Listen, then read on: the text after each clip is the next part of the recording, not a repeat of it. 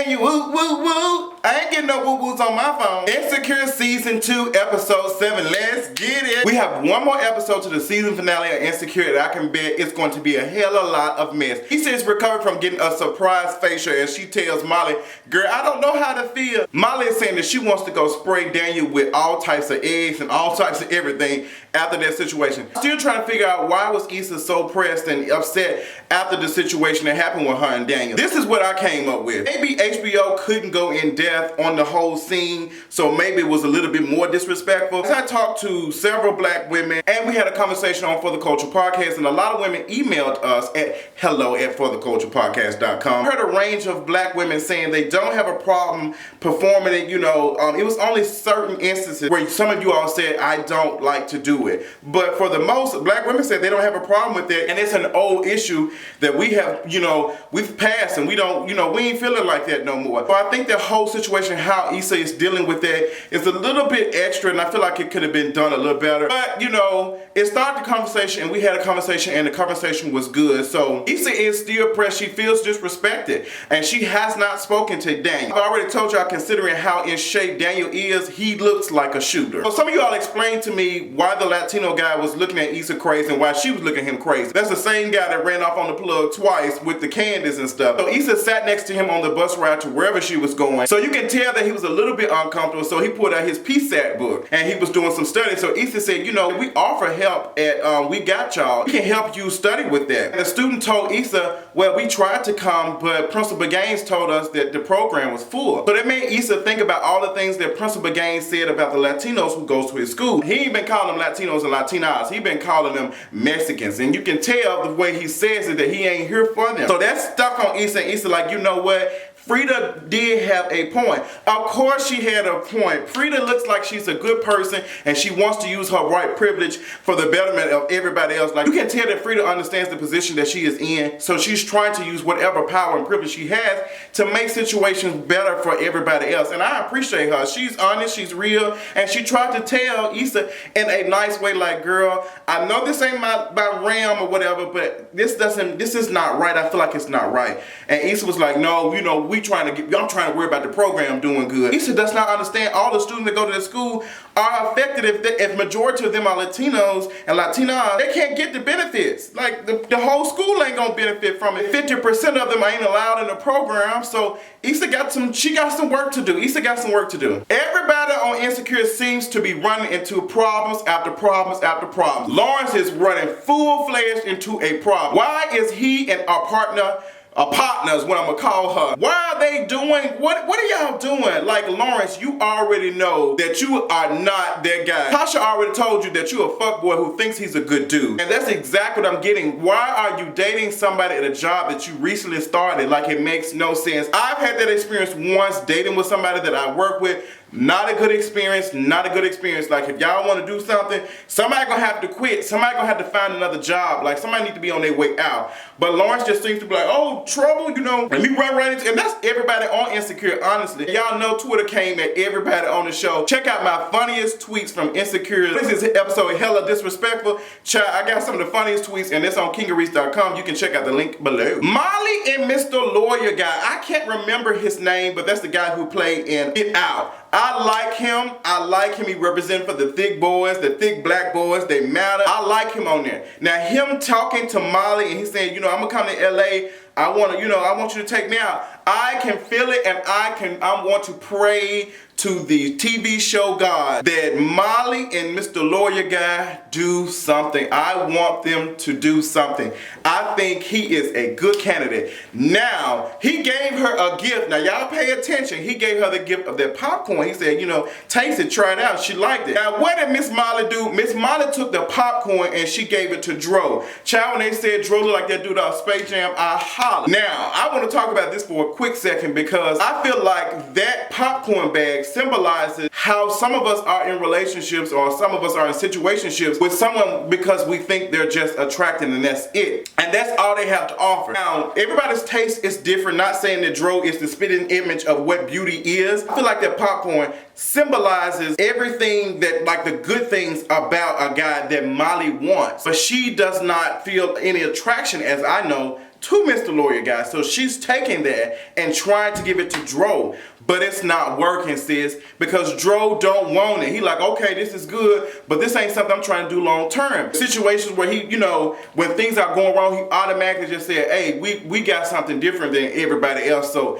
and then he hits her with the 8.5 and the 9, and she good. I just think everybody's trash. I'm actually gonna write a blog post about ghosting. I'm pretty sure a lot of folks know what ghosting is. Ghosting is when you're talking to somebody and everything's going good, but they just disappear. And I want to talk about some other stuff because I got some relationship stuff to give to y'all. But we're gonna continue with this insecure review because, like I said, these 30 minutes are powerful. Issa Rae is putting together all the people who are working on Insecure on HBO. Y'all have some good things to put out. Like, I am amazed. I'm not even pressed about getting a whole hour because at this point, I don't need a whole hour, girl. I don't need a whole hour. A whole hour is way too much for me, honey. So Issa apologized to Frida and she tells Frida, like, look, I want to talk to you. And Frida like, oh, hey. Oh, catfish. Oh, hey. Frida says she ain't got time to be talking to Issa and she around here on the mess. So Issa apologized to Frida. She's just like, girl, I've been working on something to try to get, the Latino community in. I'm trying to get them. I'm trying to get more engagement and stuff. And Frida's like, oh, okay, you on the right track. So let me see you. Are you born this way? Let me find out what the tea is. So she sits down and she shows Frida what she's working on. And Frida's like, oh my gosh, girl, we're on the same page. She said, it's amazing how even when we're fighting,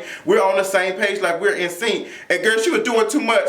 And Issa was like, girl, okay. That has so much to do with white and black people fighting. I believe that white people are fighting, black folks just trying to exist, and we trying to fight to be here and to be equal as our white counterparts. But that's a whole nother video. We'll talk about that later, or we can talk about that on For the Culture podcast like we always do. Issa finds out that Lawrence is going to the dinner party, and she went in, whole whatever you want to call that, when she was talking to Miri, I don't know if those going monologues or whatever. That was everything. She said, like, after the 5 years I've been supporting you and you being there for you, you blocked me. Like, this is how you do me. Issa finds out that Lawrence is going to the dinner party. And Tiffany is messy for that. Tiffany is messy boots. I love Amanda Seals playing the hell out of that character. If Tiffany don't remind me of Tamar Braxton, child, I don't understand. Like, I don't understand it. Tiffany should have never did that. That was messy. That was completely messy. I don't think Tiffany should have invited Lawrence. Like, she knows Lawrence, and her husband or boyfriend, whatever he is this week,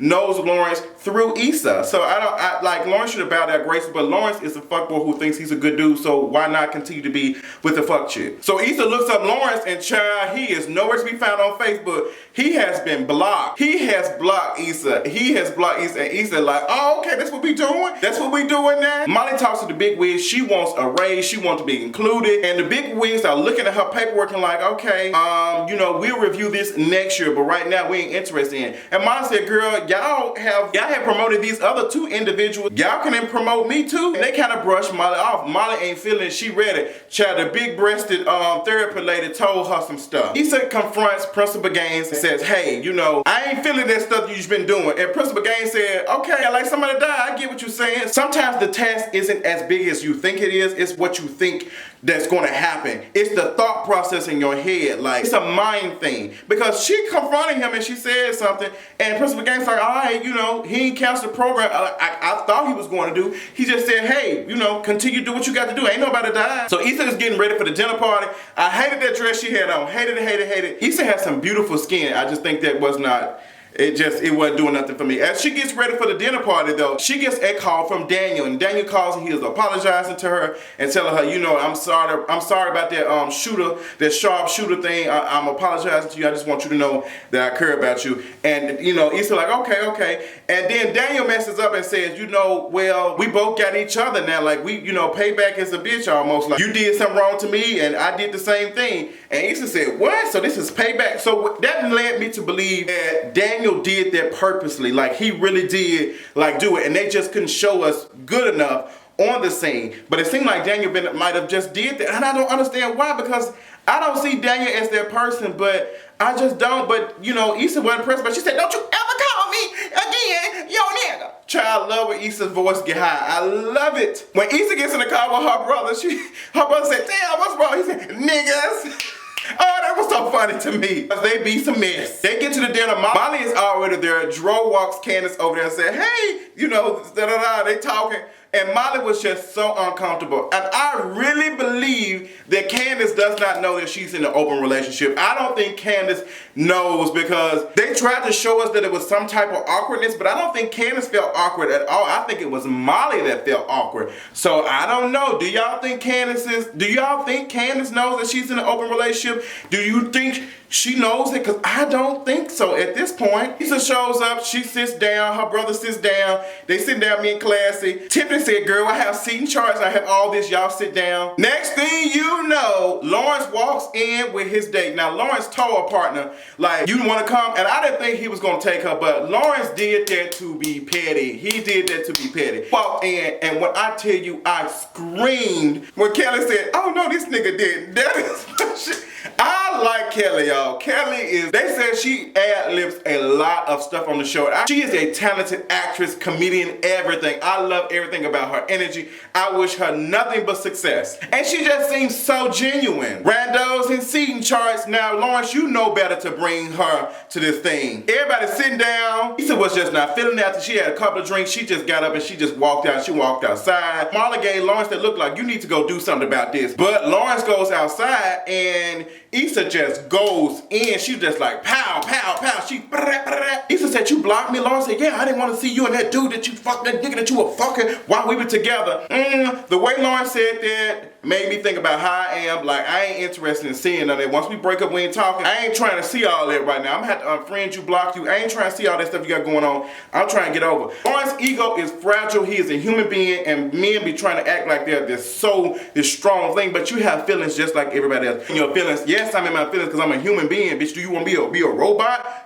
Bitch, do you want me to be a robot, bitch? Because I'll be one for you, beep, beep, beep, boo. I'll be Rosie on you, hoe. Jane, his wife. Lawrence goes for the juggler and he calls Issa a hoe, and that was just it. Issa is just pissed off by that. She is ready to go at this point. She goes back upstairs. Molly is in there, just got through getting screwed and banged after she's trying to talk to Dro and saying, Dro, I ain't feeling this Candice type of situation. I'm not interested in it. And I already told y'all, Molly is not there ready. I already told y'all, Molly is not ready mentally for that. So that's the wrong type of situation for her to be in. So, but Molly getting screwed on top of a sink, and she comes out, and as they're done, Dro told her, you know, hey, I'm gonna come out first and you gonna come out after. Like, child, that's so trash. She comes out, Issa says, all right, sis, she checks her, and Molly checks her. She took her tag off. I was like, okay, that's how friends do, girl. You check me, I can check you. We both checking each other. We both see each other. Molly calls her mother and she just asks her mother, like, how did you deal with that situation with dad cheating on you?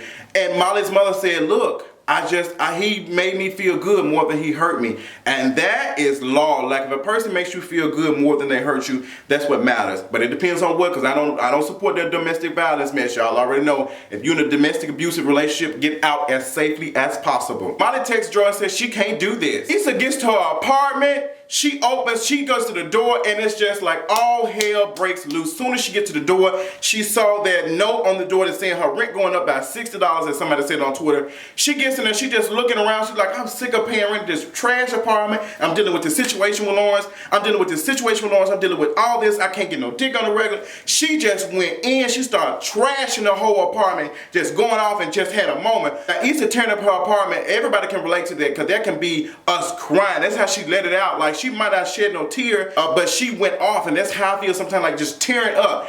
But I want to see how Issa gonna clean the house up after that, because girl, it's gonna be a mess. But this episode of Insecure was everything. I had to give y'all a long review because it was so good. I love y'all. I love the conversations. Me and Adrian do review Insecure on For the Culture Podcast as a collective. Make sure you checking out the newest episode of For the Culture Podcast. It's up right now. Check it out. I love y'all. This episode was sickening. I got a couple of questions. Do y'all think that Candice knows about her open relationship? And what do you think Issa needs to do going forward? Does she need to just leave Lawrence alone as a whole? Because it looks like the next episode, she's going to be reaching out to him. But she might be only reaching out to him to say, girl, I need some help on this rent because we signed this shit together. I love y'all. Tell me what y'all thought about this episode, and I'll talk to y'all later. Bye.